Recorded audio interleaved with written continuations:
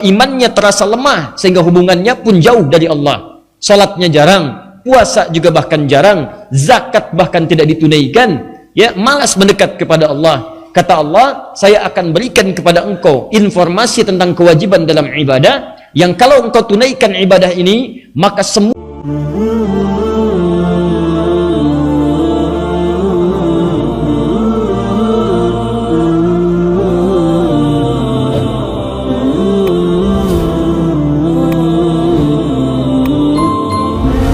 Bismillahirrahmanirrahim. Alhamdulillah, salatu wassalamu ala Rasulillah wa ala alihi wa sahbihi wa man wala wa ba'd. Seperti telah kita bahas bahwa di hari Senin di bulan Sya'ban di tahun kedua Hijrah, saat sebelumnya banyak khususnya orang-orang Yahudi mengolok-olok Nabi dan pengikutnya karena tidak memiliki syariat-syariat kecuali menurut tuduhan mereka hanya mengikuti orang-orang Yahudi saja, baik itu dalam salatnya menghadap ke Baitul Maqdis di Palestina ataupun dalam puasanya mengikuti orang-orang Yahudi dan berpuasa di puasa Asyura itu. Maka Allah kemudian memberikan penjelasan dan menjawab semua tuduhan itu dan menurunkan ayat-ayat Al-Quran. Tentang salat diturunkan Quran surah kedua Al-Baqarah ayat 144 yang memerintahkan umat Islam pada saat itu untuk menghadap ke arah yang lebih mulia dibandingkan dengan Baitul Maqdis di Palestina. Baitul Maqdis mulia, tempat-tempat lain mulia, tapi ada satu tempat yang awal dibangunkan untuk manusia yang kemuliaannya melebihi tempat-tempat lainnya. Jika Anda datang ke sana, kata Allah, akan ada ketenangan, keamanan di dalam jiwa. Jika Anda hadir di sana, maka status Anda aman, dosa-dosa bisa diampuni, kemuliaan bisa didapatkan. Itulah kemudian Makkah Al-Mukarramah, kotanya, dan Ka'bah yang terletak di dalamnya. Turunlah Quran surah ketiga Ali Imran ayat 96 sampai dengan ayat 97 menunjukkan keutamaan Ka'bah dan Makkah di dalamnya.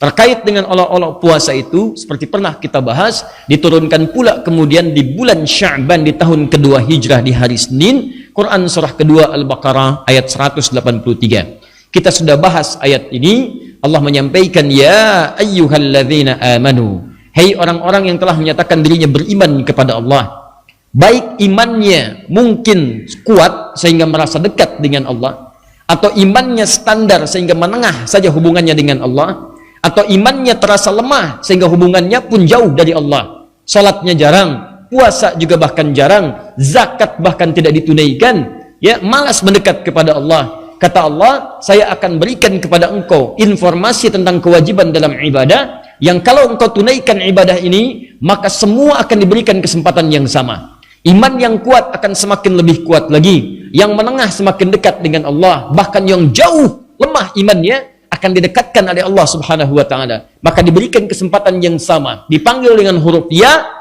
semua mencakup pada tiga kategori tadi. Maka Allah katakan, hei saya ingatkan ya, hei saya kuatkan ya, ayyuha alladzina amanu, orang-orang beriman tanpa kecuali, kutiba alaikumussyam, mulai detik ini akan diwajibkan bagi kalian menunaikan ibadah puasa. Ingat kalimatnya as-syam, kutiba alaikumussyam, mulai saat ini diwajibkan bagi kalian menunaikan ibadah puasa, ya, kama kutiba alal ladzina min qablikum la'allakum tattaqun.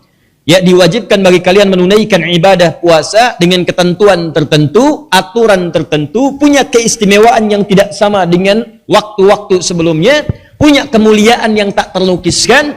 Orang-orang dulu pernah diberikan ibadah puasa, tapi yang ini istimewa. La'allakum tattaqun, kalau kalian sungguh-sungguh serius menjalani puasa ini, maka kalian berpotensi mendapatkan derajat takwa. Satu, dengan takwa itu kalian bisa bahagia. Wattaqullaha la'allakum tuflihun, Al-Baqarah 189. Dua, dengan takwa itu kalian mudah mendapatkan pengetahuan.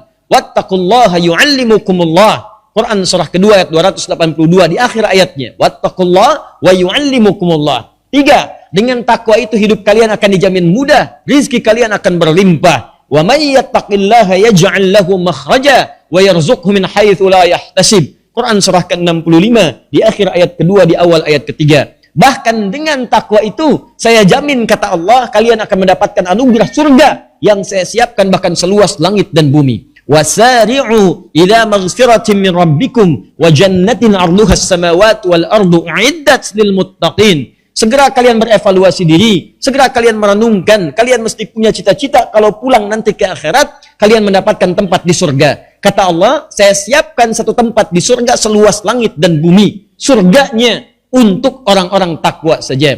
Jadi ketika Allah meminta kita menunaikan puasa supaya serius ditunaikan untuk mendapatkan derajat takwa, tujuan utamanya bukan sekedar takwanya, tapi dengan takwa itu akan mengantarkan pada kemudahan hidup, kenyamanan hidup, rizki yang melimpah, bahagia, bahkan penambahan pengetahuan, dan puncaknya surga yang kita dambakan itu. Lalu orang-orang mulai bertanya, ya Rasulullah, kalau kami mesti mulai nanti puasanya, yang diwajibkan itu berapa lama puasanya? Berapa lama kami tunaikan? Apakah sama seperti puasa Asyura 1 hari? Ataukah sama seperti puasa-puasa yang lainnya? Bagaimana kami kemudian mendapatkan keterangan tentang itu? Lalu ada orang juga yang bertanya, ya Rasulullah, kalau saya sakit bagaimana? Apakah saya tetap akan puasa? Kalau saya tidak puasa, bagaimana saya bisa mendapatkan kesempatan takwa? Apakah takwa diberikan bagi orang-orang sakit? Orang lain bertanya, ya Rasulullah, saya juga kalau di jalan bagaimana? Kalau perjalanan panjang dan tidak bisa menunaikan puasa, maka bagaimana konsekuensinya? Tiba-tiba ada lagi yang berkata, ya Rasulullah, fisik saya lemah. Ini nggak mungkin saya bisa menunaikan puasa. Keadaannya terbatas. Bagaimana, apa yang bisa saya lakukan? Maka turunlah kemudian ayat 184-nya untuk merespon aneka-aneka pertanyaan tadi. Yang ditanyakan bukan untuk meragukan atau malas dalam menunaikan ibadahnya, tapi justru saking semangatnya ingin menunaikan dengan sempurna, mereka bertanya kemungkinan-kemungkinannya supaya bisa diatasi saat menjalani ibadahnya. Jadi motif sahabat itu kalau bertanya, ingin menunaikan ibadahnya secara sempurna. Bukan ingin nawar. Itu masalahnya. Jam berapa maghrib? Maghrib akan dimulai jam 6 lewat 2 menit adzannya. Iqamatnya jam berapa? Jam 6 lewat 10 menit. Isyaknya jam berapa? Jam 7 malam lewat 19. Bisa nggak kalau sholat maghribnya jam 7 sekalian dekat ke isya? Jadi pertanyaan-pertanyaan orang sekarang itu kualitasnya beda dengan orang dulu. Orang dulu itu menanyakan kemungkinan-kemungkinan dalam ibadah supaya mereka bisa menunaikan secara sempurna. Saking pengennya sempurna, nanya dulu. Kalau kami begini bagaimana? Kalau ini seperti ini bagaimana? Ini tipikalnya bukan nanya buat nawar. Nanya komat supaya ngejar waktunya mendekat ke komat. Jumat tiba besok, yang ditanya adzan jam berapa? Jam berapa khatib naik ke atas mimbar? Adzan keduanya jam berapa? Belum datang dan nanya adzan kedua. Kenapa? Karena memetakan. Memang sih khutbahnya dimulai nanti adzannya jam 12 lewat 2. Cuman biasanya khatib naik itu jam 12 lewat 15, jam 12.10 baru datang ke masjid. Dulu orang nanya waktu sholat itu supaya memetakan setengah jam sebelumnya datang ke masjid. Siap-siap dulu. Nih orang sekarang agak beda, mengamati keadaan. Siapa khatibnya nih? Ustadz Fulan, tenang aja, khutbahnya panjang, setengah jam. Ntar 20 menit sebelum masuk dia, khutbah kedua, baru datang. Ini jadi persoalan itu demikian. Apa masalah utamanya? Karena tidak mendapatkan motivasi. Dan tidak menilai ibadah sebagai sebuah prioritas dalam kehidupan.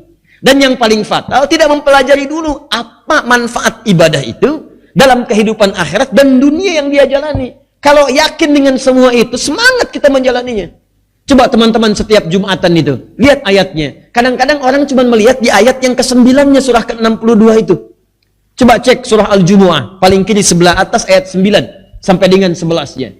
Orang melihat surah Al-Jumu'ah cuma ayat 9-nya aja, 10 dengan 11 gak dibaca. Silakan cek. Teman-teman, buka Quran surah ke-62 ayat 9 sampai 11. Ini agak sedikit saja saya sampaikan. Ya ayyuhalladzina amanu idza nudiya lis-salati min yaumil jumu'ati fas'au ila dzikrillah. Awas, lihat baik-baik kalimatnya. Hai orang-orang beriman, jika telah diseru Anda, idza itu kalau dengan fi'il madhi past tense maka bentuknya mudhari. Hati-hati. Kalau ada kata idza bentuknya past tense fi'il madhi, ya, itu maknanya mudhari, present atau future, akan. Contoh, idza jaa nasrullahi wal fath. Kata Allah, jika nanti tiba pertolongan Allah, yang dengan pertolongan itu kota Mekah akan ditaklukkan. Saat surat itu turun, surat An-Nasr, Mekahnya belum takluk. Baru turun, nanti akan ditaklukkan. Kapan? Nanti. Kalimatnya idza, setelah idza past tense, maknanya present. Ya, nanti future. Bisa nanti, mudhari dalam bahasa Arab. Sama idza nudiya lis-shalah. Hai orang-orang beriman, jangan diartikan kalau salat sudah diseru, bukan. Kalau nanti waktu Jumat sudah diketahui akan tiba, kamu siap-siap. Di cara menerjemahkannya bukan azan baru siap-siap. Ada yang menerjemahkan kalau sudah diseru sholat Jumat, siap-siap. Jadi cara menerjemahkannya keliru. Dia dengar azan dulu, begitu azan baru siap-siap. Ayat ini akan mengatakan kalau kamu sudah tahu Jumat nanti jam berapa, waktunya kapan, siap-siap. Mandi dulu, cari baju yang bagus, ya cari wewangian yang dibenarkan, siapkan waktunya. Apa yang penting di situ? Ayat rahasianya ayat 10 dan 11-nya. Rahasia terbesarnya ayat 10 dengan ayat 11. Apalagi di ayat 11-nya. Maaf, di ayat 11 ya Allah janjikan, wa idza ra'au tijaratan aw lahwan faddu ilaiha qul. Lihat, qul ma indallahi khairum minal lahwi wa minat tijarah wallahu khairur raziqin. Kalau ada orang-orang yang masih mengabaikan Jumat, gak mau Jumatan, masih sibuk dengan pekerjaan, ada yang cari dunia, ada yang dagang, ada yang main-main, ada yang mengerjakan apapun, kata Allah, katakan pada mereka, kalau mereka mau memprioritaskan Jumat, saya telah siapkan, saya ganti semua apa yang mereka anggap rugi. Saya siapkan yang terbaik untuk mereka, bahkan rizki yang tidak mereka ketahui. Kata Allah, apakah mereka mengerti? Kan saya yang punya rizki. Saya atur bagi mereka. Sama persis dengan Ramadan. Ketika orang bertanya, kapan puasanya? Kenapa begini? Bagaimana kalau saya sakit? Tujuannya adalah demi meraih keutamaan Ramadan, bukan meninggalkan amalan yang telah disiapkan itu. Ini penting saya sampaikan di awal, karena ada orang yang baru tahu Ramadan datang besok, udah nanya, kapan